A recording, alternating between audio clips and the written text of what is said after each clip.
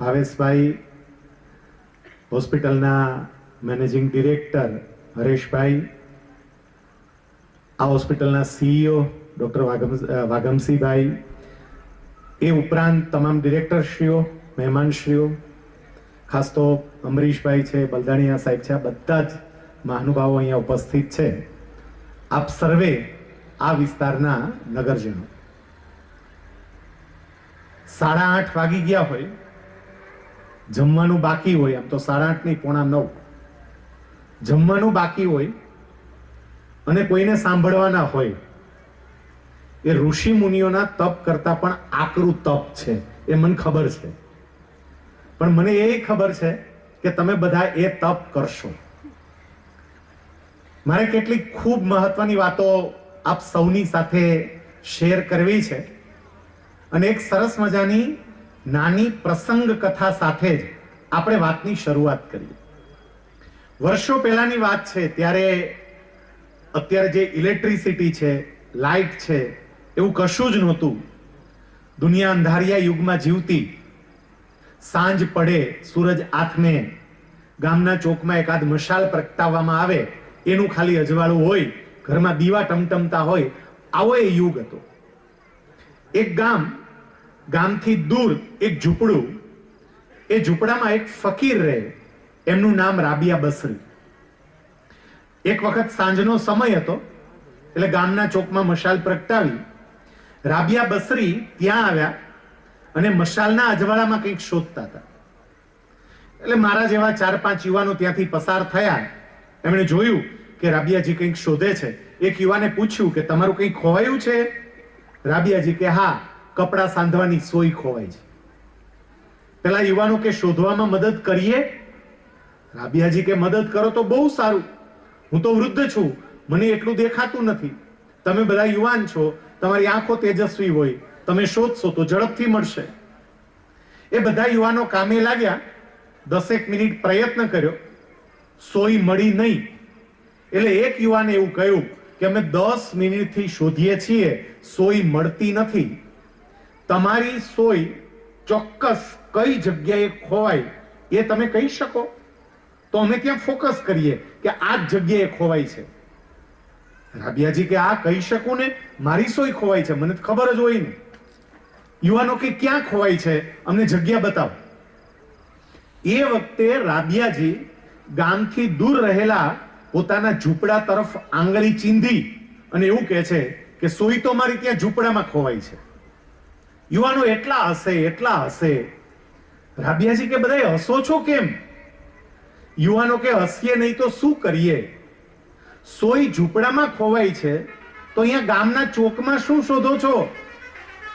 રાબિયાજી કે પણ અજવાળું અહીંયા છે, મારી પાસે દીવો નથી, ઝૂંપડામાં તો અંધારું છે, એટલે અહીંયા શોધવા માટે આવી છું. યુવાનોએ હસતા હસતા કહ્યું કે તમે મૂર્ખ જેવી વાત કરો છો. સોય જો ઝૂંપડામાં ખોવાઈ હોય તો ગામના ચોકમાં આ મશાલનું અજવાળું નહીં, સાક્ષાત સૂર્યનારાયણ મધ્યાહને તપતા હોય ને તોય ના મળે, કારણ કે સોય અહીંયા ખોવાઈ જ નથી. આ તો મૂર્ખ જેવી વાત છે. રાબિયાજી એ વખતે જવાબ આપે છે તો હું એકલી નહીં, દુનિયાના મોટા ભાગના લોકો પણ મૂર્ખા છે. એટલે પેલા યુવાનો કે આવો આક્ષેપ કેમ કરો છો, કેમ આવું કહો છો?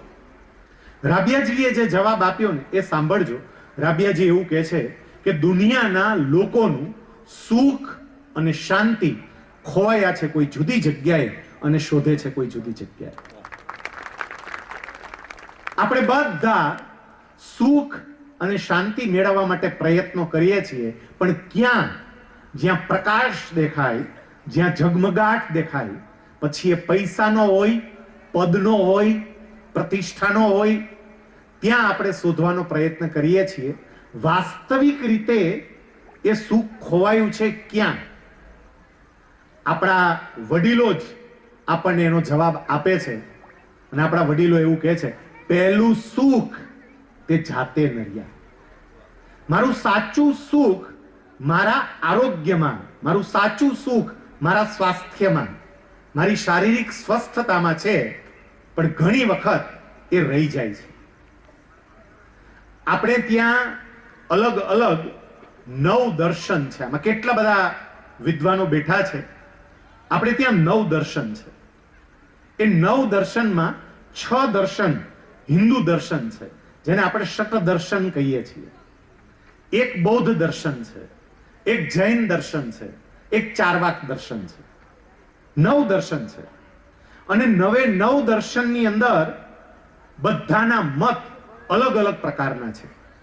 હિન્દુ ધર્મના 6 દર્શન છે ને, પણ 6 દર્શનમાં પણ મત પાછા અલગ અલગ.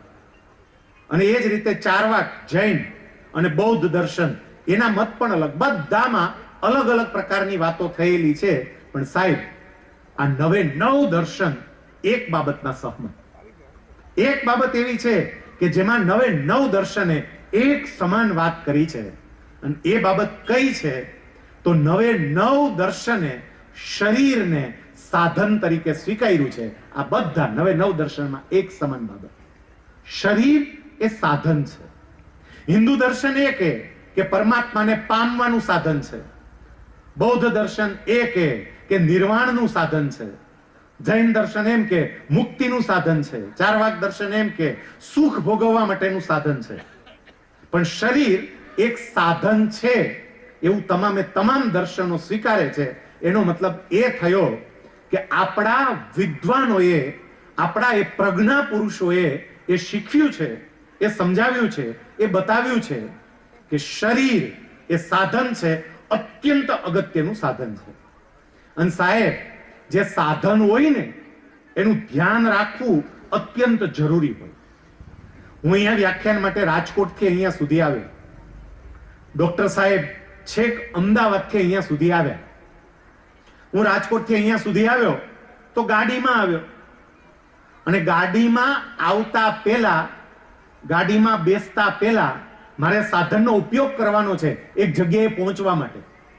તો મારે એમાં બેસતા પહેલા એની ચકાસણી કરવી પડે, જોવું પડે કે એમાં કંઈ વાંધો નથી ને, એની બ્રેક બરોબર છે, એમાં પાણી, ઓઇલ જે કંઈ પણ હોય એ પ્રોપર છે, એનું ફ્યુઅલ પ્રોપર છે, એમાં બીજી કંઈ વાંધો નથી ને. મારે ચેક કરી લેવું પડે અને પછી મારે ગાડીમાં નીકળાવી.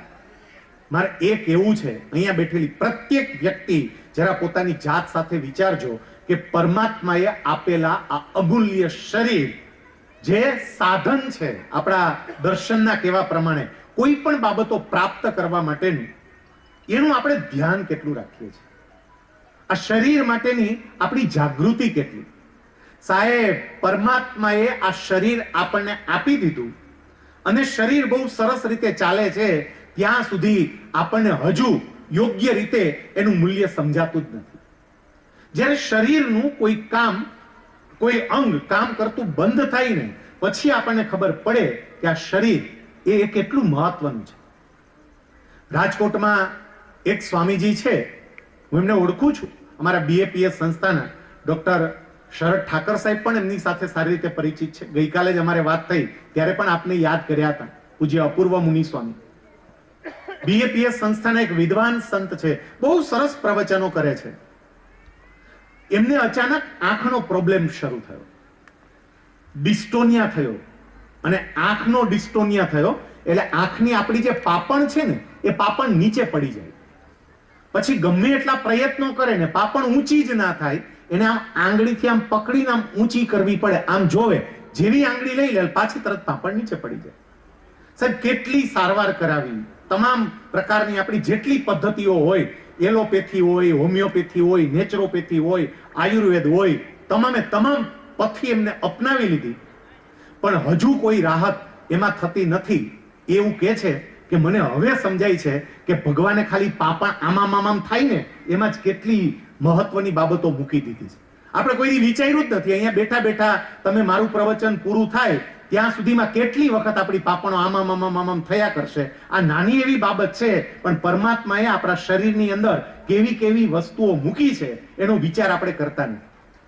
ભગવાને આપેલી આ મોટામાં મોટી ભેટ છે. અને એટલે એક માણસ તરીકે મારે મારા સ્વાસ્થ્યનું જતન કરવું, મારા શરીરનું જતન કરવું એ બહુ જરૂરી છે. સાહેબ, આપણે કોઈ પણ પ્રકારની વસ્તુ લઈએ, આ જરા વિચારજો, કોઈ પણ પ્રકારની વસ્તુ લઈએ ત્યારે એ વસ્તુ એને કેટલી ધ્યાનથી સાચવીએ. હું તમને એક સિમ્પલ ઉદાહરણ આપું. માની લો કે તમે આર્થિક દ્રષ્ટિએ થોડા સુખી સંપન્ન થયા અને તમે એક કારની ખરીદી કરી, એક કાર લીધી. કદાચ સામાન્ય કાર છે, આપણે 10-12 લાખ રૂપિયાની કિંમતની એક કાર લીધી. પણ કાર લીધા પછી વ્યક્તિ એનું જે ધ્યાન રાખશે, સાહેબ કાર જવા દો, પહેલી વખત મારી ઘરે જ્યારે સ્કૂટર આવ્યું હોય ને, હું એનું કેટલું ધ્યાન રાખું, કારનું કેટલું ધ્યાન રાખીએ. કોઈ વસ્તુ લીધી, એસી, કેટલું ધ્યાન રાખીએ. બહેનો બધા છે, વોશિંગ મશીન લીધું, કેટલું ધ્યાન રાખીએ. એની સર્વિસ સમયસર થાય એની ખાસ તકેદારી રાખે. બોલો, સમયસર સર્વિસ થવી જ જોઈએ. ઘણા લખીને રાખે ક્યારે ક્યારે સર્વિસ કરવાની છે, સર્વિસ કરવાનો સમય જતો ના રહે. એક કારમાં, એક ટીવીમાં, એક વોશિંગ મશીનમાં, એક સ્કૂટરમાં ક્યારે ક્યારે સર્વિસ કરવાની છે એની આપણે તકેદારી રાખીએ છીએ. પણ પરમાત્માએ આપેલા શરીરની સર્વિસ ક્યારે ક્યારે કરવાની એ જોયું? એ તો પેલું આગ લાગે ત્યારે કૂવો ખોદવા બેસે એમ અચાનક જ્યારે કોઈ તકલીફ પડે ને તો જ, બાકી નહીં. સાહેબ અમુક સમયે મારે આ મારા શરીરનું મેન્ટેનન્સ પણ કરવું પડે એવો વિચાર હજી આપણે કરતા નથી. કેટલીક વ્યક્તિઓ કદાચ એવું બને, તમે જોજો, રિપોર્ટ્સ કરાવવાનું ચાલુ કરે. મારા જેવા અમુક આવી વાતો કરે, અમુકને એમ થાય ના, હવે રિપોર્ટ્સ તો કરાવવા જોઈએ, આગળ થોડી વાત આવશે બીજી. રિપોર્ટ્સ કરાવવા જોઈએ સમયાંતરે, કારણ કે આ કેવું કામ કરે છે, અંદરના અંગો કેટલા કાર્યરત છે, એને કેટલો ઘસારો લાગ્યો છે, એ બધું ચેક તો કરવું પડે ને, જોવું તો પડે ને. આવું વિચારીએ. સાહેબ આવું કેટલાય લોકો જોડે બન્યું હશે. કેટલીક વ્યક્તિઓની આવી વાતને કારણે આપણે રિપોર્ટ કરાવવા માટે તૈયાર થઈએ, આપણે નક્કી કરીએ કે મારે મારા બોડીનું ચેકઅપ કરાવવું છે, ફૂલ બોડી ચેકઅપ કરાવવું છે. પછી હોસ્પિટલનો સંપર્ક કરીએ. ફૂલ બોડી ચેકઅપ કરાવવું હોય તો એનો ચાર્જ કેટલો થાય? જુદી જુદી હોસ્પિટલ એનો અલગ અલગ પ્રકારનો ચાર્જ લેતી હોય. કોઈ હોસ્પિટલ એવું કે આ SOS જેવી હોસ્પિટલ હોય, સેવા ભાવનાથી ચાલતી હોય, એવું કે ભાઈ તમારે ફૂલ બોડી ચેકઅપ કરાવવું હોય 5,000 રૂપિયામાં ફૂલ બોડી ચેકઅપ થઈ જશે, તમામ પ્રકારના રિપોર્ટ્સ થઈ જશે. સાહેબ તમે ફૂલ બોડી ચેકઅપ માટે આવો, આખો દિવસ દરમિયાન તમારા અલગ અલગ પ્રકારના રિપોર્ટ્સ થાય, તમારા ચેકઅપ થાય, સાંજ પડે તમારા રિપોર્ટ્સ તૈયાર થાય અને સાંજે તમને રિપોર્ટ આપવામાં આવે અને બધાય રિપોર્ટ જુઓ અને રિપોર્ટ બધાય નોર્મલ હોય, તમામે તમામ. Kidney function normal, heart normal, આ normal, sugar normal, BP normal, બધું નોર્મલ. પહેલો જ વિચાર સીધો કયો આવે? પૈસા પડી ગયા. સમજો, પહેલો જ વિચાર આ, પૈસા પડ. તે તારે જોતું તો આ બધામાં બીપી હાઈ આવે, શુગર આવે એવું જોતું? તમે જોજો, આપણે રિપોર્ટ કરાવીએ, રિપોર્ટ નોર્મલ આવે તો કેટલાકને દુઃખ લાગે છે કે મારા પૈસા વયા ગયા. સમયાંતરે મેં તમને કીધું એમ સર્વિસ જો હું કરાવતો હોય, હવે કેટલાક લોકો તો મેં એવા જોયા છે સાહેબ, ગામડાના જોયા છે, ગામડામાં રહેતા હોય, ઓછું ભણેલા હોય, પણ કાર લીધી હોય ને તો કંપનીમાં જ સર્વિસ કરાવે. બોલો, કે બીજે ન દેવાય ભાઈ, કંપનીમાં જ મોકલે. હો, આપણે કઈ પણ બાપા પૈસા એ નહીં, કંપની મોકલે. તાહી કંપનીમાં મોકલો ને. સાહેબ આવું સરસ મજાનું ભગવાને શરીર આપ્યું છે. આ ડોક્ટર મિત્રો બેઠા છે. આજના જમાનામાં તો કેટલાક પોતે જ ડોક્ટર બની ગયા છે. બોલો, કઈક થાય ને મને ખબર પડે કે આમાં સેજ આ બાજુ કઈક આમ ધબકારા વધી ગયા એવું લાગે, ગૂગલમાં સર્ચ કરે, લેફ્ટ સાઈડમાં ધબકારા થોડાક વધે છે અને ગૂગલ એને જવાબ આપે કે આવું આવું આવું આવું હોઈ શકે અને એ પ્રમાણે ટ્રીટમેન્ટ ચાલુ કરે. સાહેબ આવો સમય આવી ગયો છે, લોકો કરે છે. કેટલાય લોકો મેં એવા જોયા છે, ડોક્ટર પાસે જવાને બદલે સીધા મેડિકલ સ્ટોરમાં જાય છે. બોલો, ત્યાં જ જાય અને મેડિકલ સ્ટોર વાળાને જઈને કે ભાઈ મને એને ઉધરસ છે, શરદી છે, તાવ આવે છે, અને ઓલોય ભાઈ પાછો એના માટે જે કોમન રૂટીન દવા દેવાતી હોય ઠપકારી દે. એની પાછળના કારણ કયા છે, શું કામ થયું હશે, તમારા શરીરમાં અત્યારે શું ચાલી રહ્યું છે, કશું જ જોયા વગર એ લઈ લેવાનું. મારે એટલું કહેવું છે સાહેબ કે પરમાત્માએ આપેલા આ અમૂલ્ય શરીર ઉપર એક્સપેરિમેન્ટ જાતે જાતે ના કરાય. જાતે એક્સપેરિમેન્ટ ના કરાય, એની એક્સપર્ટ વ્યક્તિ પાસે જઈ અને પછી એક્સપેરિમેન્ટ કરવા જોઈએ. મારે અધ્યાત્મ માર્ગે ચાલવું હોય ને તો કોઈ યોગ્ય ગુરુ જોઈએ અને યોગ્ય ગુરુ મને માર્ગદર્શન આપે પછી હું અધ્યાત્મ રાહે. ઘણા એમ કે નહીં ભગવાન બુદ્ધે કહ્યું છે અપ્પ દીપો ભવ, તું જ તારો દીવો બહેન. આપણે પણ એમ નહીં ભાઈ, કોક શરૂઆતમાં જોઈએ જ ખરું ને, પછી હું મારી રીતે આગળ વધું. એ જ પ્રમાણે પરમાત્માએ આપેલું આ શરીર અત્યંત મૂલ્યવાન છે. એ શરીરનું સ્વાસ્થ્ય જાળવવું એ આપણા સૌની ફરજ છે. અને એના માટે મારે યોગ્ય સમયે મારા શરીરની તકેદારી લઈને, જરૂર પડે તો ડોક્ટરની સલાહ લઈને આ શરીરને મસ્ત રીતે ચાલે એવું રાખવું, એવું કરવું જોઈએ. હમણાં મેં એક રિપોર્ટ જોયો, એક એમ્સનો ફેલો છે રોમેશ કરીને, ડોક્ટર રોમેશ, અને એમનો એક રિપોર્ટ હતો. એમણે એવું કહ્યું કે જેટલા અલગ અલગ પ્રકારના વિડીયોઝ સારવાર માટેના મુકાતા હોય, આ હું તમને એટલા માટે કહી રહ્યો છું કે આપણે આપણા સ્વાસ્થ્ય સાથે હવે કેવા ચેડા કરીએ છીએ ને એ આપણને ખબર પડે. સાહેબ, કેટલાક લોકો યુટ્યુબમાં જોઈને નક્કી કરે છે મારે શું કરવું, અને આજકાલ રીલ્સમાં જે સલાહો આપવા વાળા નીકળી પડ્યા છે, એટલી સલાહો જાત જાતની. બેનો બધા જોયા જ કરે, 5 જણાને પાસ કહે હે આમ થયું છે, આવું કરાય. હમણાં છેલ્લા અઠવાડિયાથી મને થોડી ઉધરસ, એનું પ્રમાણ વધી ગયું હતું. 2 દિવસ પહેલા જ એક શાકોત્સવના કાર્યક્રમમાં અમે જતા હતા. એટલે મારા વાઈફ હતા, હું હતો, અમારા ફ્લેટના બીજા 3 બહેનો કારમાં બેઠા હતા. કારમાં 2-3 વખત ઠસકા આવ્યા. કશું જ કીધા વગર પાછળ બેઠેલા બેને ચાલુ કરી દીધું તરત જ. એને 1-2 દવાના નામ સજેસ્ટ કરી દીધા મને, આ કરવું જોઈએ, આ કરવું જોઈએ. હવે બેન પાછા કોલેજ કરી લે નથી. એટલે મેં એમને પૂછ્યું કે બેન તમે આ તમને કેમ કહો? કે મેં યુટ્યુબમાં જોયું હતું સાહેબ, રીલ્સ એક આવી હતી, એમાં જોયું હતું, એમાં કીધું હતું ઉધરસ થઈ હોય તો આમ કરે. આ ડોક્ટર રોમેશ, એમણે સાહેબ 1000 સ્વાસ્થ્યને લગતી અલગ અલગ પ્રકારની રીલ્સ એનો સ્ટડી કર્યો. 1000 રીલ્સ જોઈ, એમાં શું ઉપાય બતાવે છે તે, અને પછી સાયન્ટિફિકલી એ ઉપાયને ચકાસ્યા કે સાયન્ટિફિકલી એ સાચું છે. એમણે જે બતાવ્યું એ ખરેખર મેડિકલ સાયન્સની અંદર આ પ્રકારની વાત કરી છે. સાહેબ, કોઈને જોવું હોય તો તમે જોઈ શકશો. એમ્સનો એ ફેલો છે, અને એમણે એવું કહ્યું કે મેં 1000 રીલ્સ જોઈ, એમાં જે ઉપાયો બતાવે એ ઉપાયો જાણ્યા, મેડિકલ સાયન્સ સાથે એને સરખાવ્યા, એમાંથી 97% ઉપાયો ખોટા હતા અને નોન સાયન્ટિફિક હતા. 97% નોન સાયન્ટિફિક, ખાલી 3%. સાહેબ, એનો મતલબ એ થયો કે આ સોશિયલ મીડિયાના વિવિધ માધ્યમો આપણને આરોગ્યની દ્રષ્ટિએ જ્ઞાન નહીં અજ્ઞાન પીરસે છે, અને આપણે લઈ લઈએ છીએ અજ્ઞાન. જે બતાવે એ સીધે સીધું લેવા જ મંડીએ છીએ. મારું શરીર મારા માટે સૌથી અગત્યનું છે, અને એની હું તકેદારી રાખું. સાહેબ, મારે એ કેવું છે, આમાં કેટલીક બેઠેલી વ્યક્તિ હોય ને એ ઘણા એવું કે એ ભાઈ તમે હું સલાહ આપવા આવ્યા છો, મારું શરીર છે, મારે જેમ જીવવું હોય એમ જીવવું, તમારે હું લેવા દેવા, મારું શરીર છે, મને મારી રીતે જીવવા દો. મારે એ કેવું છે, સમજજો, આપણું જીવન અને આપણું શરીર એ માત્ર આપણું નથી. હું નોન મેડિકો પર્સન છું, મેડિકલ સાથે મને કંઈ લેવા દેવા નથી. અહીંયા મેડિકલના માંધાતાઓ બેઠા છે, પણ મેં જે વાંચ્યું છે એને આધારે હું કહું છું કે આપણે આપણી નવી પેઢીને વારસામાં માત્ર સંપત્તિ નથી આપતા, વારસામાં આપણું સ્વાસ્થ્ય પણ આપીએ છીએ. એ સમજજો, આપણી નવી પેઢીને જીનેટિકલી આપણું સ્વાસ્થ્ય ટ્રાન્સફર થાય, એ પેઢીમાં આગળ વધે. મારા મમ્મીને ડાયાબિટીસ હોય કે મારા પપ્પાને ડાયાબિટીસ હોય તો મને ડાયાબિટીસ આવવાની શક્યતા વધી જાય. મારા મમ્મી કે મારા પપ્પા એને હૃદય રોગની કોઈ બીમારી હોય તો મને પણ એ હૃદય રોગની બીમારી આવવાની શક્યતા વધી જાય.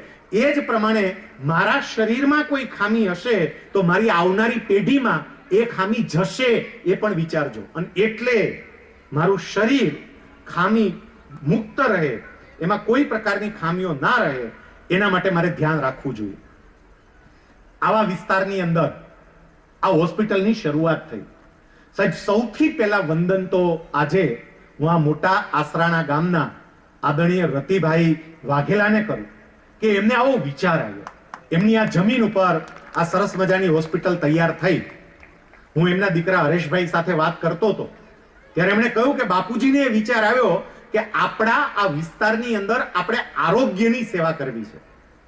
આ વિસ્તારની અંદર લોકોનું શરીર સારું રહે, લોકો લાંબુ જીવે, નિરોગી જીવે, એ માટે આપણે જે કરી શકીએ એ કરવું છે. અને પછી એમાં આખું આ SOS ગ્રુપ જોડાણું અને આ હોસ્પિટલનું અહીંયા નિર્માણ થયું.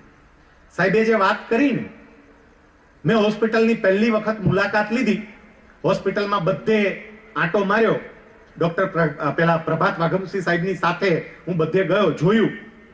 સાહેબ, અહીંયા બોલવા માટે આવ્યો છું એટલે હું નથી બોલતો, પણ લિટરલી આ હોસ્પિટલ જે તૈયાર કરી છે ને, કોર્પોરેટ હોસ્પિટલને ટક્કર મારે ને ઇન્ફ્રાસ્ટ્રક્ચરની દ્રષ્ટિએ એવી હોસ્પિટલ તૈયાર કરી છે. સાહેબ, મોટા મોટા સિટીની અંદર તમે જઈને જોજો, જે નક્કી કરેલા ક્રાઇટેરિયા હોય ને એ ફૂલફિલ ન થતા હોય, એવા તમામ ક્રાઇટેરિયા અહીંયા ફૂલફિલ થતા હોય એ જોયું છે. નાની નાની બાબતમાં, ઇમરજન્સીમાં એક્ઝિટ ક્યાંથી થશે, કેવી રીતે થશે, કેટલું ધ્યાન રાખ્યું છે. આ ચૈતન્ય સિંહાર સાહેબ જોડે મેં વાત કરી, એ આર્કિટેક્ટ છે.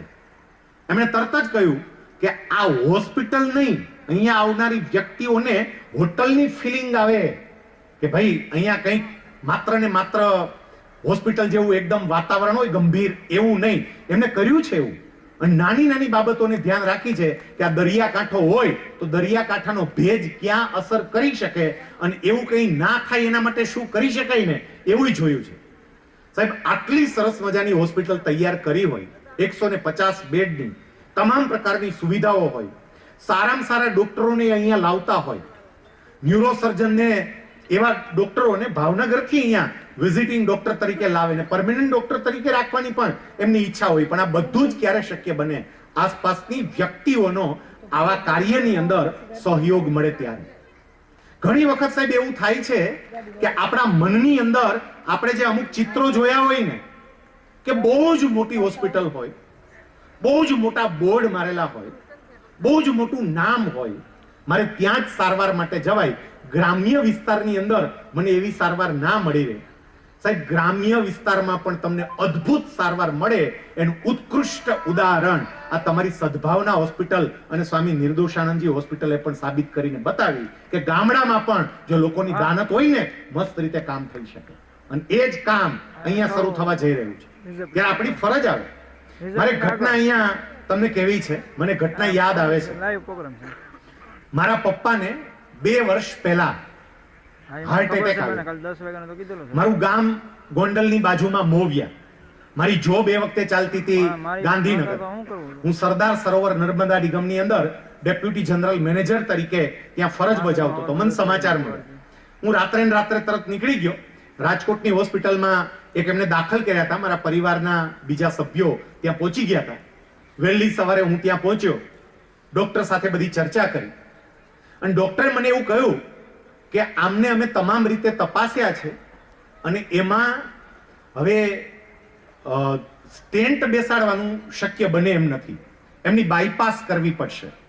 શું કરશું? સાહેબ, હું ગુજરાત સરકારનો સિનિયર ક્લાસ 1 અધિકારી હતો. મેં ડોક્ટરોને તરત જ કહ્યું કે સાહેબ, આ વિષય તમારો છે, આ વિષય મારો નથી. વિષય તમારો છે, નક્કી તમારે કરવાનું છે સાહેબ. એમના માટે જે યોગ્ય હોય એ નિર્ણય આપ કરો. મારે આના દ્વારા એ કહેવું છે કે ડોક્ટરો પર વિશ્વાસ રાખતા શીખવું. બધાય ડોક્ટરો કાતર લઈને જ નથી બેઠા. આ સાહેબે ઉદાહરણો આપ્યા, એમનું પોતાનું ઉદાહરણ આપ્યું. સાહેબ, આજની તારીખે પણ મેડિકલ ફિલ્ડની અંદર અત્યંત લાગણીપૂર્વક કામ કરનારા ડોક્ટરોની સંખ્યા પણ બહુ મોટી છે. એટલે ડોક્ટર પર વિશ્વાસ પણ મારે રાખવો જોઈએ. મેં તરત એમને કહ્યું કે સાહેબ તમે નક્કી કરો, તમે નિર્ણય કરો. એમણે કહ્યું કે સાહેબ આપણે બાયપાસ કરીએ. મેં હવે એવું તરત જ બીજી વાત આવી કે બાયપાસ ક્યાં કરવું. એટલે એ વખતે મેં મારા જે 2-4 ઓળખીતા મિત્રો હોય એ બધાને ફોન કર્યો. અમદાવાદના એક બહુ જ નિષ્ણાંત ડોક્ટર, એમનું નામ મારી પાસે આવ્યું અને જેટલાને ફોન કર્યો હતો એમાંથી લગભગ 80%એ મને એનું જ નામ કીધું કે તમે એમની પાસે જઈ અને બાયપાસ કરાવો. એટલે મેં બીજો નિર્ણય લીધો. આ ઘટનાને સમજજો કે હું મારા ફાધરનું બાયપાસ ત્યાં અમદાવાદ જે ડોક્ટરનું સજેશન મને 80% એક્સપર્ટે કર્યું છે એમની પાસે હું કરાવીશ. પછી મારા એક ડોક્ટર મિત્ર હતા, રાજકોટની અંદર જ હતા, રાજકોટની સિવિલ હોસ્પિટલમાં એ પ્રોફેસર છે. એટલે રાત્રે અમે બેઠા, ઉતાવળ નહોતી, 2-4 દિવસમાં નિર્ણય કરવાનો હતો. રાત્રે અમે બેઠા અને મેં એમને એવું કહ્યું કે મારા પપ્પાનું બાયપાસ કરાવવા માટે આ ડિસિઝન લીધું છે અને અમે અમદાવાદ જઈએ છીએ. એમણે મને તરત જ એવું કહ્યું કે તમે અમદાવાદ જાઓ, સારી વાત છે. જેનું નામ આપ્યું એ પણ બહુ સારી અને પ્રસિદ્ધ વ્યક્તિ છે આ ક્ષેત્રની. એમણે મને તરત એવું કહ્યું કે રાજકોટમાં કોઈ એવા ડોક્ટર નથી જે બાયપાસ કરતા હોય. મેં કહ્યું રાજકોટમાં છે જ. પછી એમણે તરત કહ્યું કે હું ઓળખું છું રાજકોટના 4 ડોક્ટર બાયપાસમાં, એનું સારું નામ છે રાજકોટની અંદર, એમણે શરૂઆત કરી છે. પછી એમણે જે વાત કરીને સાહેબ એ સાંભળવા જેવી હતી. એમણે મને એવું કહ્યું કે સાહેબ, તમારા જેવી વ્યક્તિઓ રાજકોટમાં આટલી સારી ફેસિલિટી હોય અને છતાંય જો અમદાવાદ જાય તો રાજકોટમાં કોઈ નવી વ્યક્તિઓ નવું સાહસ કરવા માટે તૈયાર કેવી રીતે થશે? કોઈ નવી વ્યક્તિઓને કંઈ કરવું હશે તો કરશે કેવી રીતે? અહીંયા જેને શરૂ કર્યું છે ને એ લોકોએ કદાચ કંટાળી અને અહીંથી જતા રહેશે જો એને આપણે સહકાર નહીં આપીએ તો. યોગ્ય ડોક્ટર ન હોય, યોગ્ય વ્યવસ્થા ન હોય તો ચોક્કસપણે જવું જોઈએ. પણ વ્યવસ્થા યોગ્ય છે, ડોક્ટર યોગ્ય છે, એમણે કરેલી બાયપાસ સર્જરીનો ઇતિહાસ તપાસો, બધી સક્સેસફુલ છે, તો પછી તમારે શું કામ લાંબુ થવું છે? અને મેં તરત મારો નિર્ણય બદલ્યો કે નહીં, બાયપાસ સર્જરી હું રાજકોટમાં કરાવીશ. રાજકોટની અંદર ડોક્ટર માધવ ઉપાધ્યાય પાસે મારા ફાધરની અમે બાયપાસ સર્જરી કરાવી. સાહેબ સક્સેસફુલી રહી, ખૂબ સક્સેસફુલી રહી. 2 વર્ષ થયા, મારા પિતાને કોઈ તકલીફ નથી. મારે આ પ્રસંગ દ્વારા આપને એવું કહેવું છે કે મોટા આસરાણા જેવા નાના ગામની અંદર આવડી મોટી હોસ્પિટલ ઊભી કરવી આ કોઈ સામાન્ય બાબત નથી. લોકો ઉપર કેટલો વિશ્વાસ રાખ્યો હશે આમને બધા સંચાલકોએ કે લોકો આપણને સાથ આપશે, લોકો આપણને સહકાર આપશે. અહીંયા એમને જેવી ઇન્ફ્રાસ્ટ્રક્ચરની જરૂર છે બધું ઇન્ફ્રાસ્ટ્રક્ચર આપણે ઊભું કરી દઈએ. જે એક્સપર્ટ ડોક્ટરની જરૂર છે એક્સપર્ટ ડોક્ટર લાવી દઈએ. એમના માટે ગમે એટલો ખર્ચો કરવો પડે, ખર્ચ કરવાની આપણી તૈયારી. આ બધી જ તૈયારી સાથે જ્યારે આટલું મોટું રોકાણ કરી આ હોસ્પિટલ શરૂ કરી હોય અને એમાં તમામ પ્રકારની સુવિધા બહુ સારી મળતી હોય તો આપણા બધાની ફરજ છે કે આપણે પ્રાયોરિટી આપણા વિસ્તારની હોસ્પિટલને આપવી જોઈએ કે જેથી કરીને બીજી 2 વ્યક્તિને અહીંયા કંઈક નવું કરવું હોય ને તો એ કરવાની હિંમત થાય અને આપણા વિસ્તારને કોઈ બીજી નવી સુવિધાનો લાભ મળે. આ એક વિચારજો.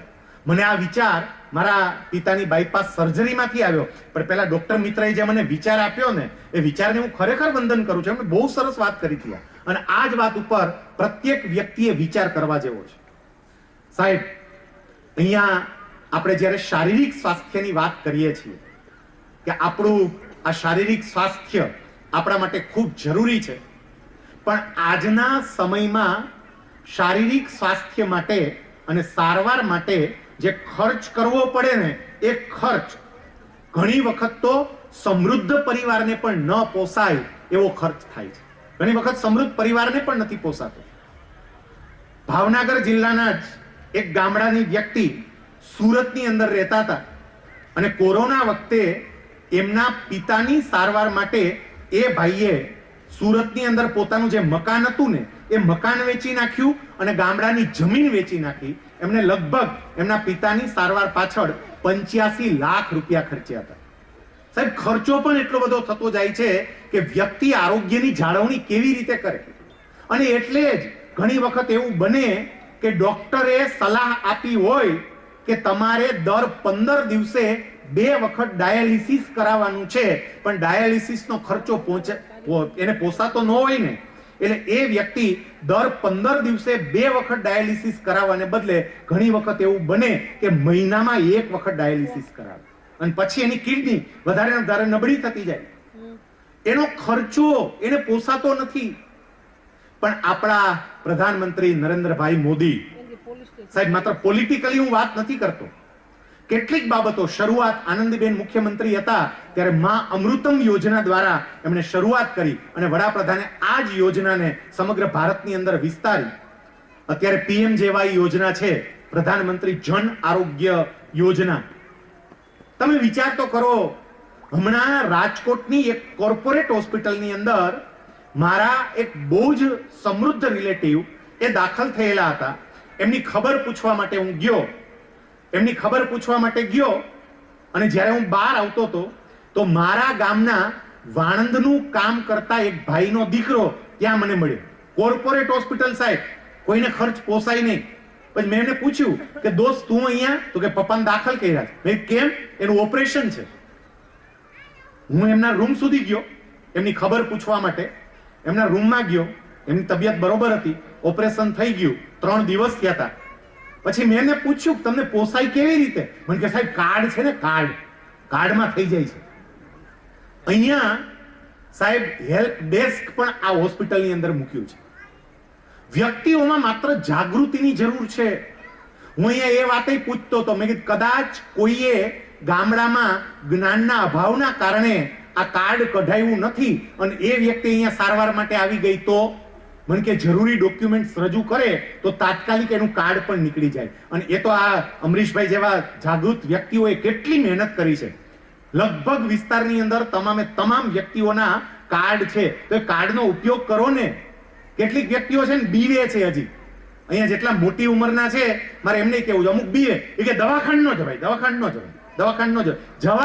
દવાખાને જવાય, એમાં કઈ વાંધો નહીં.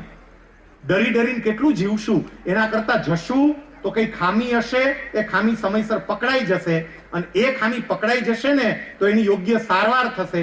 યોગ્ય સારવાર થવાને કારણે આપણા આયુષ્યની દોર એ લંબાઈ જશે. અને એટલે સરકાર જે યોજનાઓ આપે છે એ યોજનાઓનો યોગ્ય લાભ લેતા પણ આપણે શીખીએ. સાહેબ, આપણા દેશની અંદર એક વર્ગ એવો છે, મારે ખુલીને બહુ નથી કેવું, તમે સમજી શકશો, સરકારની યોજનાનો મેક્સિમમ લાભ એ લે છે. બોલો, મેક્સિમમ લાભ. અને આપણે હજી સરકારી યોજનાનો લાભ જ નથી લેતા, ખબર જ નથી. એટલે આટલો બધો ટેક્સ ભરે છે લોકો, તમે બધા ટેક્સ ભરો છો, પેટ્રોલ ભરાવા જાવ કેટલી બધી રકમ આપો છો, તેનો લાભ લ્યો ને. સાથે કોઈ પણ પ્રકારની તકલીફની અંદર જો મારી પાસે આ કાર્ડ હોય તો મારે એનો લાભ લેવો જોઈએ. અને મારી પાસે કાર્ડ ન હોય, કદાચ મારી આર્થિક પરિસ્થિતિ સારી હોય, મારી પાસે કાર્ડ ના હોય તો સાહેબ ઇન્સ્યોરન્સ કંપની, મેં અહીંયા એ પૂછ્યું તો કેશલેસ કાઉન્ટર છે કે કેશલેસ ઇન્સ્યોરન્સ કંપનીઓ જે ઇન્સ્યોરન્સ આપતી હોય એની સુવિધા પણ અહીંયા છે, તો હું એ લાભ લઉં. સરવાળે મારા વિસ્તારની અંદર જો સારી આરોગ્યની સુવિધાઓ મને મળતી હોય તો મારે મારા વિસ્તારની સુવિધાને પ્રાથમિકતા આપવી જોઈએ. હું ફરી તમને કહું છું, એવું નથી કહેતો કે અહીંયા જ રહું, અહીંયા જે સુવિધાનો લાભ મને નથી મળતો એ સુવિધા માટે હું બહાર જાઉં, પણ જે સુવિધાનો લાભ મને અહીંયા મળતો હોય તો એ સુવિધાનો લાભ મારે અહીંયા લેવો જોઈએ. પરમાત્માએ આપેલા આ શરીરને આપણે યોગ્ય રીતે જાળવીએ. સાહેબ, એટલું યાદ રાખજો, એક વખત આ શરીરમાં અમુક પ્રકારની મુશ્કેલીઓ આવીને પછી જે તકલીફ પડશે ને, એક 55 વર્ષના ભાઈ, રાજકોટની બાજુમાં મવડી કરીને ગામ છે, હવે તો રાજકોટનો જે વિસ્તાર થઈ ગયો છે, 55 વર્ષની એની ઉંમર, શિક્ષક છે. અને એમણે મને એક કાગળ લખ્યો 2 પાનાનો. સાહેબ, કાગળમાં એને એવું લખ્યું કે હું જ્યારે યુવાન હતો ત્યારે માવો ખાતો હતો. એટલે મને ઘણાએ કહ્યું કે આ માવો ખાવાનું રહેવા દે, આનાથી કેન્સર થાય. એટલે હું એને જવાબ આપતો કે આપણા ગામના ફલાણા ભાઈ, ઢીકડાભાઈ અને પૂછડાભાઈ એ કોઈ માવો નહોતા ખાતા, એને કોઈને વ્યસન નહોતું, તોય એને કેન્સર થયું. અને આપણા જ ગામના ફલાણા ભાઈ, ઢીકડાભાઈ એ માવો ખાતા હતા, એને કાંઈ નથી, એ મજા કરે છે. એટલે આ માત્ર વાતો છે, તમારા શરીરની તાસીર ઉપર આધાર રાખે. તમે આવા વ્યસનો કરો, આવું કંઈ કરો, એનાથી કાંઈ અસર થાય નહીં, બધું મનના વિચારો હોય. આવી વાતો એ વખતે મારી યુવા અવસ્થામાં મને જે માવાની બાબતમાં વાતો કરતા ને એને સામે હું જવાબ આપતો. એમણે એવું કહ્યું, સાહેબ 55 વર્ષે મને કેન્સર થયું. અને 55 વર્ષે કેન્સર થયું એટલું નહીં, આખો ભાગ એક ગાલનો કાઢી નાખ્યો. એની સાથે સાથે મારી જીભ પણ કાપવામાં આવી છે, મારી જીભ કપાઈ ગઈ છે. અત્યારે સાહેબ હું જમું છું પણ હું ખાઉં ને એ ખબર જ નથી પડતી, શરીરમાં એમને જતું રહે છે. કોઈ પ્રકારનો સ્વાદ મને આવતો જ નથી. છેલ્લા પેરેગ્રાફમાં એ ભાઈએ લખ્યું હતું કે સાહેબ, હું રાજકોટના મવડી વિસ્તારમાં રહું છું, મારી પાસે 100 કરોડની આસપાસની કિંમતની જમીન છે. મારી જે જમીન છે એની કિંમત 100 કરોડ થાય છે, પણ 100 કરોડની કિંમતની જમીન હોવા છતાં પણ હું કોઈ પ્રકારનો આનંદ લઈ શકતો નથી. જમવાનો આનંદ તો કોઈ મને આવતો જ નથી. માત્ર ને માત્ર મારા શરીરમાં સર્જાયેલી એક ખામીને કારણે. જ્યારે ખામી સર્જાય, તકલીફ પડે ત્યારે ખબર પડે, ત્યાં સુધી ખબર નહીં પડે. અત્યારે તો વેગમાં જ જાતું હોય છે, અરે આવો તો બધું હાલે, આમાં કાંઈ ન હોય. અને એટલે હું ફરી એકની એક વાત કહું છું કે આપણા શાસ્ત્રોએ કહ્યું છે, આપણા દર્શનોએ કહ્યું છે, આપણું આ શરીર એ સાધન છે. આપણા શાસ્ત્રો એવું કહે છે, શરીરમ ખલુ ધર્મ સાધનમ. એ કહ્યું છે કે આ શરીર એ ધર્મ સાધના માટેનું ખરેખર સાધન છે. તો એને જાળવીએ, એને સાચવીએ, એનું આરોગ્ય સાચવીએ. અહીંયા આ સારવારની દ્રષ્ટિએ તો બરોબર, પણ એ ઉપરાંત એના કેટલાક જે પાયાના સિદ્ધાંતો છે, એ પાયાના સિદ્ધાંતો પણ મારા શરીરની જાળવણી માટે મારે ધ્યાનમાં રાખવા જોઈએ. એ સિદ્ધાંતો ડોક્ટરો સમજાવી શકે, પણ અમારા અધિકારીઓની, જે સિલેક્ટેડ અધિકારીઓની એક નેશનલ કોન્ફરન્સ હતી, અને નેશનલ કોન્ફરન્સની અંદર એક સ્ટે ફિટ નામનો સબ્જેક્ટ હતો. અને એ સબ્જેક્ટની અંદર આપણા ઇન્ડિયાના એક્સપર્ટ જે આવેલા હતા, સમગ્ર ભારતમાંથી દરેક રાજ્યના સિલેક્ટેડ અધિકારીઓ હતા. અને એમાં એમણે જે વાત કરી હતી ને, એ ખાલી 2-3 વાતો મારે કહેવી છે. મારી સાથે ડોક્ટર મિત્રો પણ સહમત થશે કે મારી શારીરિક સ્વસ્થતા માટે આ વાતો બહુ જરૂરી છે. એમણે અમને એક એવી સલાહ આપી હતી કે તમારું શરીર સારું રહે એવું તમે ઈચ્છતા હોય તો તમને ભૂખ લાગી હોય એના કરતા ઓછું જમો, અને તરસ લાગી હોય એના કરતા વધારે પાણી પીવો. એક અમને આ સલાહ આપી. ભૂખ લાગી હોય એના કરતા ઓછું જમો, અને તરસ લાગી હોય એના કરતા વધારે પાણી પીવો. હવે જરાક દરેક વ્યક્તિ પોતાની જાત આરે વાત કરો તો. ભૂખ લાગી હોય ત્યારે ઓછું જમો, જમાય જ ખરું? અત્યારે શિયાળો ચાલે છે, ગોગડીનો પ્રોગ્રામ વાડીમાં કર્યો હોય, કુંભણિયા, અને રહી અગે એમાં હારે હિંગ નાખતા જતા હોય, લીંબુ નાખતા જતા હોય, કેટલું અંદર હોય જાય કઈ માપ જ ન રહી આવે. ઘણા તો એસ્ટિમેટ ખોટા પડે છે, બોલો કે આટલા માણસો હશે તો આટલામાં થઈ રહે, ઘટે. કારણ કે કોઈ મર્યાદા જ નથી રાખતા. આપણી આરોગ્ય માટે, આપણી જાળવણી માટે આ બહુ જરૂરી છે. ઠાકર સાહેબ, મેં એક નવું ચાલુ કર્યું છે હમણાં, કે કોઈ પણ જગ્યાએ પ્રસંગમાં જઈએ, સામાજિક પ્રસંગો કે આપણા એવા હોય, તો હું વડીલોને મળું. વડીલો એટલે જેની ઉંમર 90 વર્ષ હોય, 100 વર્ષ હોય, એવા વડીલો, માજી, એમની જોડે બેસું, એમની જોડે વાત કરીએ. સાહેબ, કોમન દરેક પાસેથી એક વાત જાણવા મળે. એમનો ખોરાક અત્યંત સાદો અને સરળ. હું પૂછું તમે શું જમો, તો કે રોટલો દૂધ. આવું જવાબ લગભગ મોટા ભાગના 80% જે લોકો 90 વર્ષ ઉપર મસ્ત તંદુરસ્ત જીવન જીવે છે ને, એમનો આ જવાબ છે. સાહેબ, આનો મતલબ એ થયો, મારી તંદુરસ્તી જાળવવા માટે મારે જે બીજું કામ કરવું પડે એ કે બહારના ખોરાકો ઉપર થોડો કંટ્રોલ રાખવું. કેવા ખોરાકો હોય સાહેબ? તમારો આ રોડ જે બને છે, જે ધમધમાતી ધૂળ ઉડે છે, અને એમાંય બોલો ગાંઠિયા વણતો હોય, ધૂળ ઉડતી હોય, ગાંઠિયા વણાતા હોય, ત્યાં મૂકતા હોય. હવે એની ઉપર કેટલી ધૂળ જાતી હશે, કેટલી માખીઓ બેસતી હશે, શું થતું હશે, અને આપણે ધમધમાટી પાઈએ, આપણે બધું પચાવી જાય. મારે આ પણ ધ્યાન રાખવું પડે. અહીંયા જેટલી માતાઓ બેઠી ને, માતાઓને મારે હાથ જોડીને પ્રાર્થના કરવી છે કે તમારી નવી પેઢીને મહેરબાની કરીને ફાસ્ટ ફૂડથી થોડીક દૂર રાખજો. હું એવું નથી કહેતો સંપૂર્ણપણે ફાસ્ટ ફૂડ બંધ કરી દો, આમ તો થતું હોય કરાય, પણ એ ન જ થઈ શકતું હોય તો ઘરમાં ચાલુ કરો ને કંઈ. મારા ઘરની અંદર મારા પત્ની જાતના અખતરા કરે. સાહેબ, અમે બહાર જમવા જતા જ નથી. મારા છોકરાને પીઝા ખાવાતા તો મારા ઘરવાળીએ ભાખરી પીઝા ચાલુ કર્યા. ભાખરી હોય, ભાખરીને બરોબરની કડક કરે એકદમ, અને કડક કરી અને ભાખરી ઉપર તમામ સરસ મજાનું ડેકોરેશન કરી દે. મજા આવે છે ખાવાની, તંદુરસ્તી વાળા. અને અમારા તો ભાખરી પીઝા પ્રખ્યાત થઈ ગયા. હગાવાલા પૂછે ભાખરી પીઝા કર્યા, તો આવી ખાવા માટે તો કરો ને એવા ભાખરી પીઝા કંઈક. પણ એ કરવા માટે મારે રીલ્સ માંથી બહાર આવવું પડે. આપણો ટાઈમ અત્યારે આમાં જ વયો જાય, આમાં માંગડીઓ ફેરવા કરે અને ટાઈમ વયો જાય. નવી પેઢી આ ફાસ્ટ ફૂડ થી દૂર રહે ને, એ બહુ જરૂરી છે.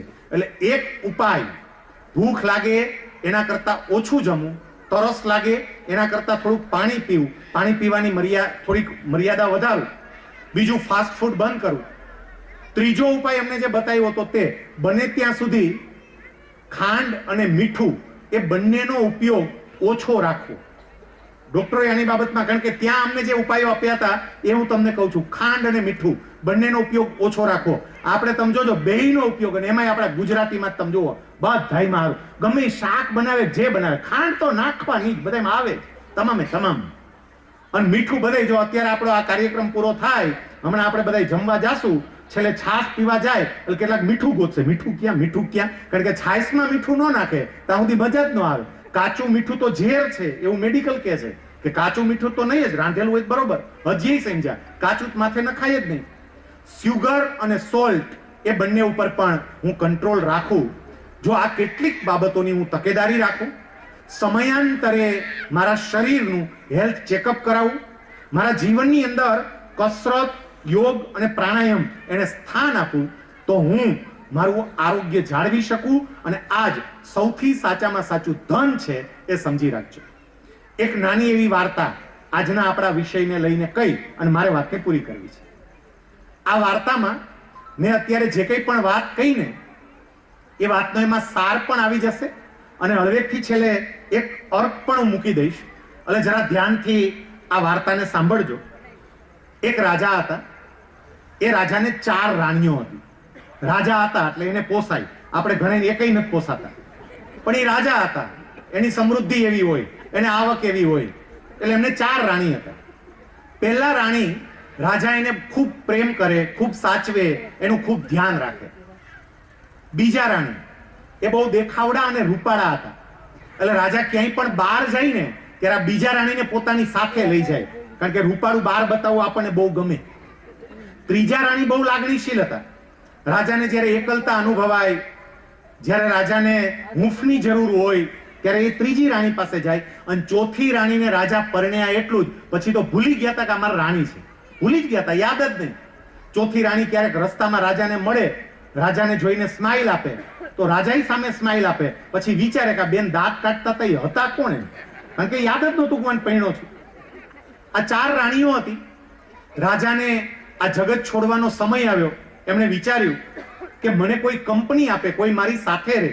એટલે રાજા પહેલી રાણી પાસે ગયા અને પહેલી રાણીને વાત કરી કે મારે હવે જવું છે, મને એવી ઈચ્છા છે કે તમે મને સાથ આપો. મેં તમને ખૂબ સાચવ્યા, તમારું ખૂબ ધ્યાન રાખ્યું, તમે મારી સાથે આવો. પહેલી રાણીએ તરત કહ્યું કે સોરી, માફ કરજો, હું તમારી હારે નહીં આવી શકું. તમે મને સાચવી, મારું ધ્યાન રાખ્યું, તમારી ફરજ હતી, હું સાથે નહીં આવી શકું. બીજી રાણી જે દેખાવડી હતી, રૂપાળી હતી, રાજા ક્યાંય પણ જાય ત્યારે આ બીજી રાણીને સાથે લઈ જાય. રાજાએ બીજી રાણીને કહ્યું કે તમે મારી સાથે આવો, હું તો તમને બધે બહુ સાથે લઈ જતો હતો, તમે મારી સાથે આવો. એટલે બીજી રાણીએ તરત કહ્યું કે જુઓ, તમારે પહેલી રાણી હતી, તમે એનું બહુ ધ્યાન રાખતા હતા, એને તમે આવું પૂછ્યું? રાજા કે આ પૂછ્યું ને. કે પહેલી રાણીએ શું જવાબ આપ્યો? રાજા કે ના પાડી દીધી હારે આવવાનું. બીજી રાણી કે તો આપણો ઈ જ જવાબ, નીચે ડીટો કરી દો, ડીટો ટુ ડીટો, એ જ જવાબ સરખો, હું હારે નહીં આવું. પછી બીજી રાણી તો એથી આગળ રહી હતી થોડી. રાજા આગળ જતા હતા, હજી રૂમની બહાર નીકળ્યા હશે ત્યાં બીજી રાણી અવાજ બૂમ પાડીને પાછા બોલે, અહીંયા આવો તો, પાછા આવો તો, પાછા આવો તો. આવ્યા. રાજાને એવું થયું કે આનો વિચાર બદલાયો.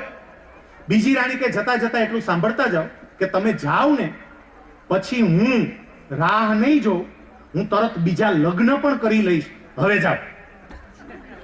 રાજાને આંચકો લઈ ગયો. ત્રીજી રાણી પાસે ગયો જે લાગણીશીલ હતી. રાજાએ એને કહ્યું મારી સાથે આવશો? ત્રીજી રાણીએ કહ્યું કે આવવાની ઈચ્છા બહુ છે પણ આવી નહીં શકાય, કારણ કે તમારી ગેરહાજરીમાં મારે કેટલીક જવાબદારીઓ નિભાવવી પડશે, એટલે હારે નહીં આવ્યો. રાજા પોતાના શયન કક્ષમાં ઉદાસ થઈને બેઠો હતો.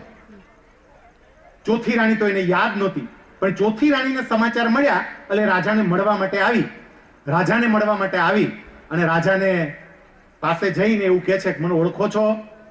રાજા કે ના, ખબર નથી પડતી. પછી રાણીએ યાદ કરાવી, તમે મારી પૈણા છો. રાજાને યાદ આવ્યું.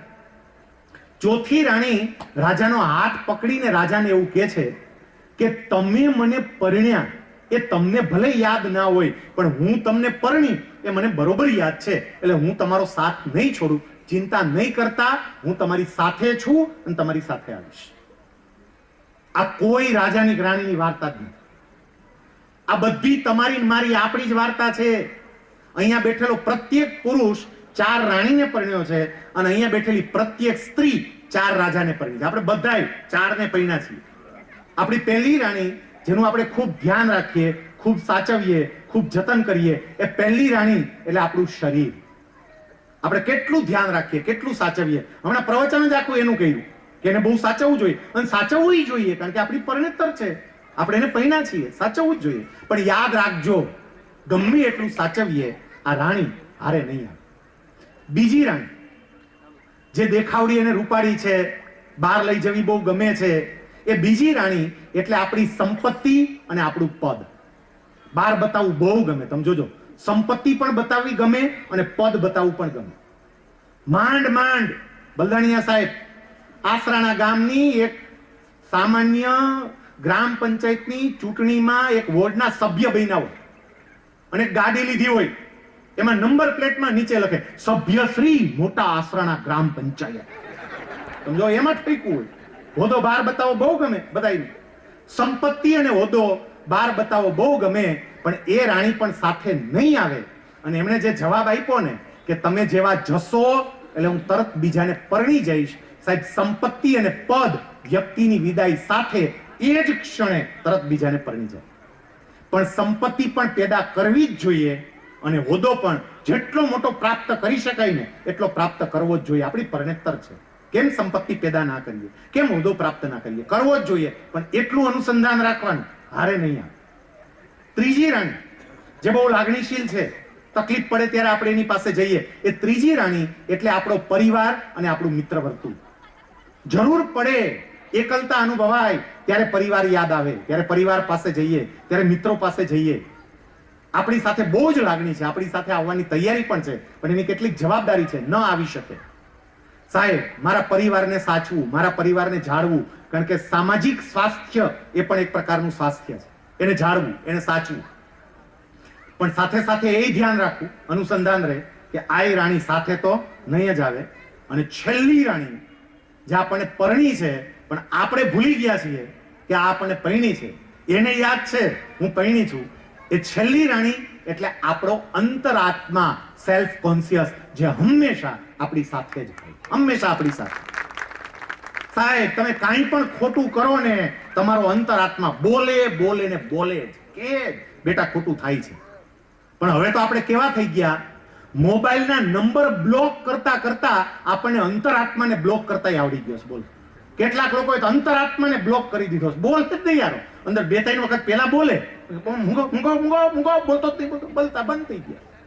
સાહેબ, યાદ રાખજો, અંતરાત્મા છેક સુધી મારી સાથે રહેવાનો છે. સાહેબે જે વાત કરી ને, ડોક્ટર સાહેબે, પરમાત્મા આ જગતમાં છે. પરમાત્મા આપણી પ્રત્યેક ક્રિયાને જોવે છે અને કરેલી ક્રિયાનું ફળ પણ પરમાત્મા આપે છે. આટલું પણ યાદ રાખજો. મારે સુખી થવું હોય તો મારા 4 પ્રકારના સ્વાસ્થ્યની હું જાળવણી કરું.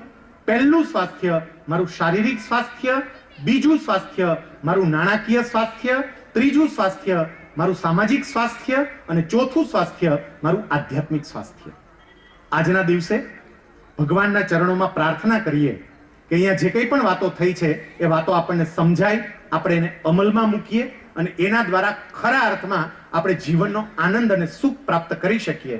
આજે SOS હોસ્પિટલ દ્વારા જે જ્ઞાન ગોષ્ઠી કાર્યક્રમનું આયોજન કર્યું એ બદલ તમામ સંચાલકોને હું હૃદયપૂર્વક અભિનંદન આપું છું અને તમને બધાને વંદનય કરું છું. એટલા માટે મેં જોયું નાની નાની બાબત. સાહેબ, હું અહીંયા આવ્યો, અમે અહીંયા આવ્યા ને તો આ બધા આગળના સોફા સાહેબ એ વખતે પેક હતા, પછી આ વ્હાઈટ પછી લાવ્યા પાછળથી, પણ આગળના બધા સોફા પેક હતા. અને આગળનો જે આ બીજો સોફો રહ્યો ને, ત્યાં હોસ્પિટલના બધા ડાયરેક્ટર્સ બેઠા હતા તમામ. પણ જેવા અમે 5-6 જણા આવ્યા તો ડાયરેક્ટર ઉભા થઈ ગયા, બધા અમને બેહાડી દીધા અને બધા સામે ઉભા હતા. હજી આ હરેશભાઈ ને હું જોતો હતો, મેનેજિંગ ડિરેક્ટર, બોલો, અને ઉભા હતા આમ કરીને બધા. સાહેબ, આ જ બતાવે છે કે અહીંના ડિરેક્ટરો કેટલા લાગણીશીલ અને પ્રેમાળ છે. તમને બધાને ખરેખર વંદન કરું છું. આ બધાએ મોડી રાત સુધી આ વાતો સાંભળી અને ભૂખ્યા પેટે સાંભળી એ બદલ આપ સૌને પણ વંદન. વંદે માતરમ. ભારત માતા કી જય. ખૂબ ખૂબ આભાર સાહેબનો. જોરદાર તાળીઓથી એક વખત સાહેબને આપણે સૌ વધાવી લઈએ. ખૂબ સરસ મજાની જ્ઞાનવર્ધક વાતો આપણી સમક્ષ રાખી અને સાહેબના વક્તવ્યને ટૂંકમાં કહેવું હોય તો એટલું કહી શકાય કે કામે ક્યાં ના કહી છે જો તમારે કરવું હોય તો, અને બુદ્ધિએ ક્યાં ના કહી છે જો તમારે અનુસરવું હોય તો કામે ક્યાં ના કહી છે જો તમારે કરવું હોય તો, અને બુદ્ધિએ ક્યાં ના કહી છે જો તમારે અનુસરવું હોય તો, સામા પાણીએ હાથી ડૂબે અને માછલા તરે, હવે તણખલા બનો જો તમારે તરવું હોય તો, હવે તણખલા બનો જો તમારે તરવું હોય તો. ખૂબ ખૂબ આભાર સાહેબનો. ફરી એક વખત જોરદાર તાળીઓના ગડગડાટથી આપણે સાહેબને વધાવી લઈએ.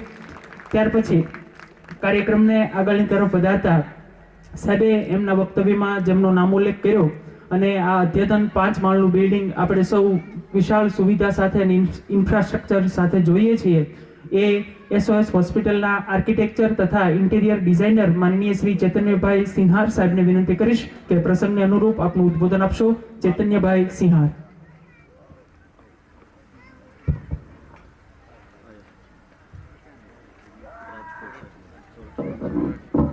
આમ તો મારી બધી વાત શૈલેષભાઈ સગભરિયાએ કહી દીધી છે ને ડૉક્ટર સાહેબે ડૉક્ટર્સની વાત કરી દીધી. મારે ખાસ એ કહેવાનું છે કે જ્યારે વિલ હોય કંઈક બનાવવાની અને આપવાની વૃત્તિ હોય તો શું થઈ શકે એ આપણે અહીંયા જોયું. જ્યારે ભાવેશભાઈ અને ટ્રસ્ટીઓ ડાયરેક્ટર્સ જ્યારે મારી ઓફિસે આવ્યા તો મેં કીધું, પહેલો ક્વેશ્ચન એ હતો કે મારી પાસે હોસ્પિટલનો અનુભવ નથી તો પણ કેમ મારી પાસે આવ્યા. તો એમણે એક બહુ સરસ કીધું કે સર, જ્યારે તમે સ્કૂલ બનાવી તો એમાં જે સ્ટુડન્ટ્સને ગમે એવું એન્વાયરમેન્ટ ક્રિએટ કર્યું છે, તો સેમ અમને જો હોસ્પિટલમાં દર્દીઓને ગમે એવું એન્વાયરમેન્ટ આપો તો એ જ અભિલાષા સાથે અમે તમારી પાસે આવ્યા છીએ. સો લગભગ 18 થી 20 સ્કૂલ બનાવી, હોસ્પિટલ લગભગ 2-3 નાની બનાવી હતી. બટ આ એક મોટી હોસ્પિટલ જેમાં તમે જોઈ શકો છો કે આગળ OPD બિલ્ડિંગ, પાછળ IPD બિલ્ડિંગ અને બધું ICU અને OT ને બધું છે, એને કનેક્ટિંગ આખું વર્ટિકલ સર્ક્યુલેશન છે. આમાં ખાસ ઘણા ડોક્ટર્સ અહીંયા છે તો હું એ કહેવા માંગીશ કે જેવી રીતે SOS હોસ્પિટલમાં 3 લેયર 2 લેયર જે સિક્યોરિટી આપી છે પેશન્ટના હેલ્થ રિલેટેડ અને સેફટી માટે, જેમ CEO સાહેબે સેફટી ને આ બધું પ્રાધાન્ય આપ્યું છે, તો એ અમે ટ્રાય કરી છે. તો દરેક મહુવા હોય કે આજુબાજુના પંથકમાં બધા ડોક્ટર્સ જો અને કોઈ પણ હોસ્પિટલ આનું જો ધ્યાન રાખે છે તો દર્દી જ્યારે થોડા ઇન્ફેક્શન સાથે આવે છે તો એ વધારે ઇન્ફેક્શન લઈને ન જાય, એટલી અમારી એઝ એ આર્કિટેક્ટ અને SOSના ટ્રસ્ટીઓએ પણ ધ્યાન રાખ્યું છે. બીજું એક એમની મેં પૂછ્યું કે આપણો આશય શું છે, તો એ કે સ્કૂલમાં જેમ અમને સ્ટુડન્ટ્સને દેવાની વૃત્તિ રાખી, ઇવન જે ગાય પોતાનું ટૂંકમાં શું કહેવાય એને ગૌશાળા રાખી છે, તેલ માટે ઘાણીનું તેલ આપે છે, બધું પ્યોર આપવાની ટ્રાય કરી છે. તો મેં કીધું આમાં એવું શું કરવાના, કેમ કે હવે મિત્રો થઈ ગયા હોય, કેમ કે 6-7 વર્ષથી અમે ક્લાયન્ટ થયા હોય એટલે. તો એમણે કીધું કે આમાં અમારે એવું કરવાની ઈચ્છા છે કે દર્દી જ્યારે આવે ને સાહેબ, તો એની તળપદી ભાષામાં દર્દી અહીંયા આવે ને તો એને એમ લાગવું જોઈએ કે અહીંયા બહુ મજા આવે, અને અહીંયા અડધા સાજા થઈ જાય, એમની આવીને સાજા થઈ જાય, ને અડધા બાકીના જે હોય ને એ અમારે ડૉક્ટરોની ટીમ કરી દેશે. સો એ તમે કરતા જશો. તો એક એ હતું ને આર્કિટેક્ચર થોટ વિશે કીધું, અને બીજું એમના વિલ વિશે કીધું. સો આઈ રિયલી થેન્કફુલ કે મને આવડી મોટી ઓપોર્ચ્યુનિટી આપી, અને હોપ બધાને હોસ્પિટલ તો લાગતી જ હશે, બધા હાથ ઊંચો કરી કે જો તમને હોટલ જેવું પણ લાગતું હોય તો યસ, બધાને લગભગ એવું લાગે છે. સો તમારી વાત લગભગ સાચી પડી કે તમારે હોટલ જેવી હોસ્પિટલ બનાવી હતી. Thank you Bhaveshbhai and team, thank you. ખૂબ ખૂબ આભાર સાહેબનો. જોરદાર તાળીઓથી વધાવીએ. ત્યાર પછી સમય ઘણો બધો થઈ ગયો છે, બહાર ઠંડીનો માહોલ પણ છે, હજી આપણે બધાએ ભોજન પણ લેવાનું છે સાથે. પણ એ પહેલા આવી કડકડતી ઠંડીમાં આપ બધાએ આટલી બહોળી સંખ્યામાં ઉપસ્થિત રહી અમારા કાર્યક્રમને દીપાવ્યો એ બદલ SOS હોસ્પિટલ પરિવાર આપ સર્વેનો આભાર પ્રગટ કરવાનું ક્યારેય ન ચૂકે. એટલા માટે SOS હોસ્પિટલના ડાયરેક્ટર શ્રી યોગેશભાઈ કલસરિયાને વિનંતી કરીશ કે આપ સૌનો આભાર પ્રગટ કરશે. યોગેશભાઈ કલસરિયા.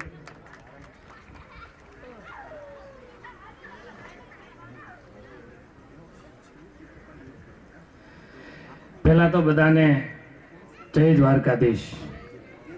આજના આ જ્ઞાન ગોષ્ઠી કાર્યક્રમમાં SOS હોસ્પિટલ પરિવાર વતી ખાસ મુખ્ય વક્તાઓ આપણા ડૉક્ટર શરદભાઈ ઠાકર તેમજ શૈલેષભાઈ સગપરિયા, એને સાંભળવા માટે અને તેમના જીવનના અનુભવનો લાહવો માણવા માટે એસઓએસ હોસ્પિટલના પરિવારને માન આપીને આવેલા તમામ રાજકીય આગેવાનશ્રીઓ, ડોક્ટરશ્રીઓ, સમાજ શ્રેષ્ઠીઓ તેમજ એપીએમસી યાર્ડના ચેરમેનશ્રીઓ, ડિરેક્ટરશ્રીઓ તેમજ આસપાસના તમામ વિસ્તારમાંથી, વિવિધ વિસ્તારોમાંથી પધારેલા વેપારીગણ તેમજ ઉદ્યોગપતિઓ અને એસઓએસ પરિવાર સાથે સંકળાયેલા તમામ હિતેચ્છુઓને ખાસ અને વારંવાર તમામ કાર્યક્રમોમાં હાજરી આપો એવી અપેક્ષા સહ આ કાર્યક્રમ પૂરતી આભાર વ્યક્ત કરું છું.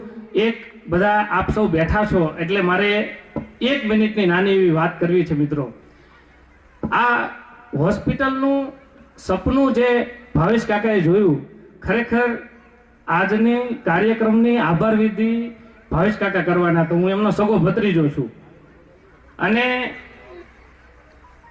ડોક્ટર સાહેબની જે વાત સાંભળી અને એમણે પ્રભાત સર સાથે એવું કહેવરાયું કે હું ખરેખર આભાર વિધિ નહીં કરી શકું અને હું નહીં બોલી શકું. આ વાતનું જે અસર એમની ઉપર થઈ છે એટલે હું ખૂબ ભાવુક થઈ ગયો છું. કદાચ મારાથી શબ્દો નહીં નીકળી શકે, પણ એક ભરોસા સાથે હું તમને કહું છું, વ્યવસાય શિક્ષક અને હોસ્પિટલના ડિરેક્ટર તરીકેની મારી ભૂમિકા બજાવું છું. એટલે આભાર વિધિમાં આ બધી વાતો ન કરવાની હોય, પ્રોટોકોલથી વાકેફ છું, પણ છતાં મને માફ કરજો.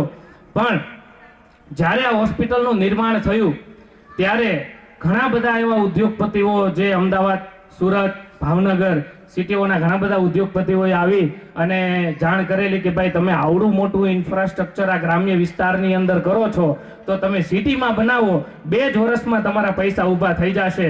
ત્યારે ભાવેશ કાકા અને તેમના તમામ ડિરેક્ટરશ્રીઓ અને જે આપ સૌએ વિઝિટ કરી ત્યારે જેમના આ હોસ્પિટલની જમીનના માલિક અને હોસ્પિટલના સ્વપ્નદ્રષ્ટા શ્રી રતિદાદા, એ બધાનું એવું માનવું હતું કે ભાઈ પૈસા તો આજ નહીં ને કાલે થશે, પણ જો આ વાળા પ્રદેશના દરિયાકાંઠાના વિસ્તારના લોકોનું ભલું થતું હોય અને જો એમને એક નાની એવી સુવિધા માટે મોટા સિટીમાં ન જવું પડે, અમદાવાદ, મુંબઈ વગેરે જેવા મોટા સિટીમાં ન જવું પડે, એના માટેની સારવાર ઊભી કરવાનો એક પ્રયત્ન અહીંયા કરવામાં આવ્યો. અને અમારા તમામ કન્સલ્ટન્ટ ડોક્ટરશ્રીઓની ખાસ અથાગ મહેનતના આધારે આ ગયા બુધવારે મેં સાહેબને પૂછ્યું હતું કે 51 સ્પાઇન અને ન્યુરો સર્જરીનો આ 41 મહિનાના સમયમાં અમે 41 ન્યુરો અને સ્પાઇન સક્સેસ સર્જરી કરી અને આ સેવા કરવાનો અમને મોકો મળ્યો. એ બદલ અમારો તમામ કન્સલ્ટન્ટ શ્રીઓનો પણ આભાર અને ફરી વખત આપ અમારા